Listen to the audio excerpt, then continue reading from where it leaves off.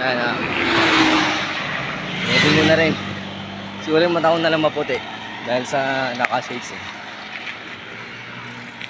Sa ngayon, approaching na ako sa destination ko. Sa ngayon, andito pa lang ako sa may Gimba, Nueva Ecija. And meron pa akong 10 kilometers bago ako makarating sa mismong destination ko.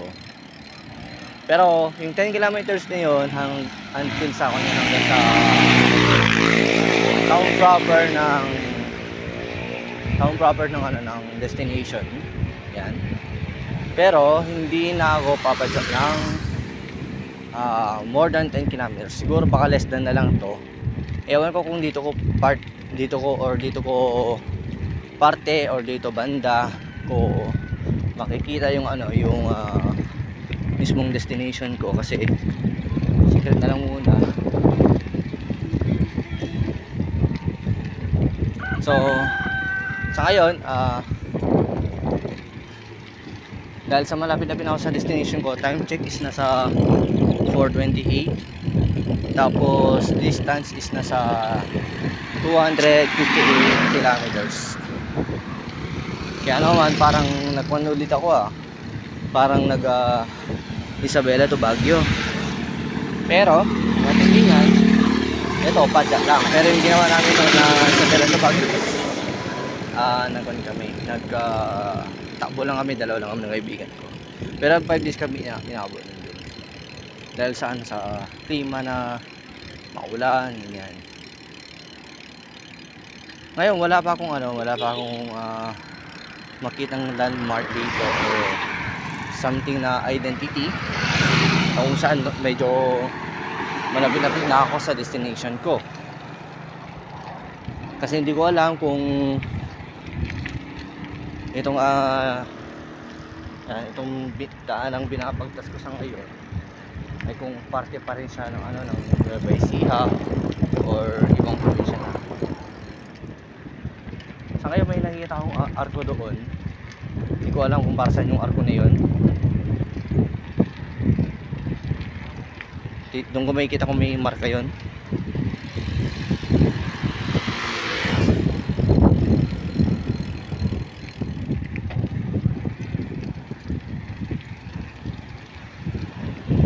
Gusto kong tumalon sa dati.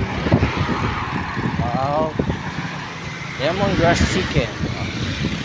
Talaga lang may lemongrass chicken sila rito. Yan. Weather update, malakas na din yung hangin. At saka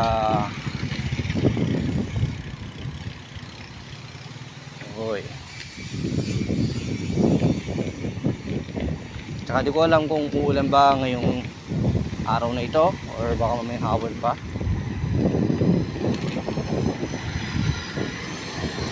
Kaya naman di ko alam kung ano yung pwedeng mangyari sa ngayon or kung ano pa yung kung baka dito sa sa mismong dinadaanan ko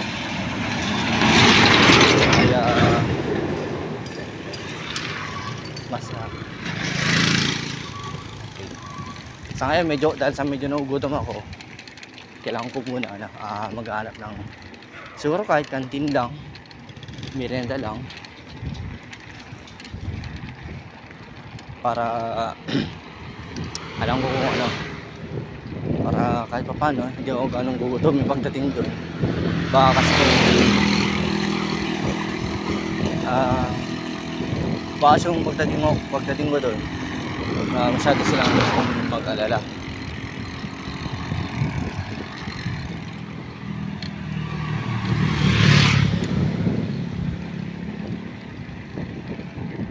Ayan, okay. May pan doon, kadali. May meriendahan doon. May nalang sa iba. May nakita kong meriendahan pero hindi ko tingnan ko na lang kung saan ako pwede makapag-merienda. At anong merienda dyan? Basta merienda ako.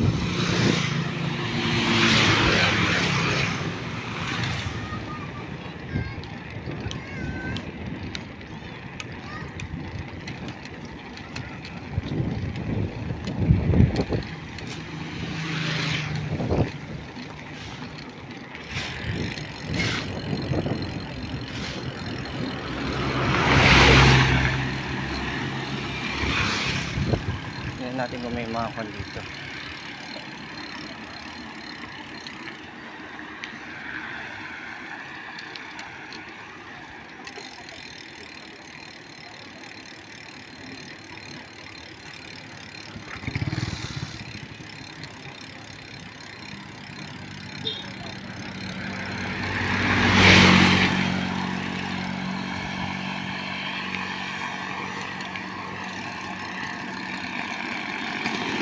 Sarado. Yan, wala din ako mahanap na ano, merendahan. Pero anyway, cut ko muna itong video na to. Tapos update na lang ako mamaya kapag malapit na ako sa destination ko. Yan. So ito mismo yung ano, yung mismong destination ko dito sa may Mangulago, Victoria, Tarlac. Yan.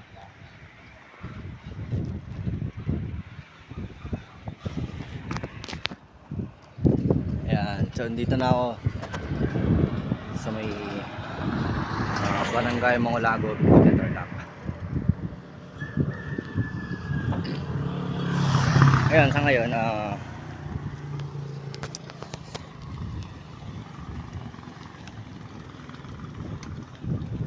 mga kuwan na lang siguro to. Kundi na lang din. Tinitignan ko na lang yung ano, yung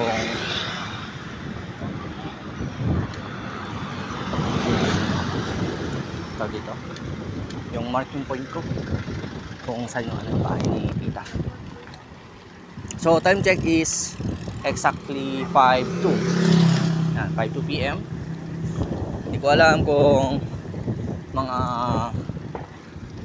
ilang minuto pa yung papadyakin ko o something na parang saglit na lang. Parang yun nata si tita eh. Yan.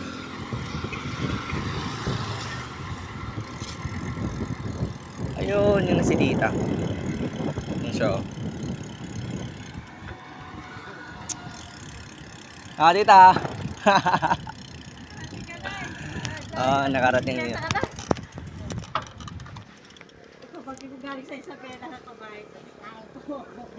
Check! Hello po! Sige. Layo. Kain kapilan yan. Huminto po sa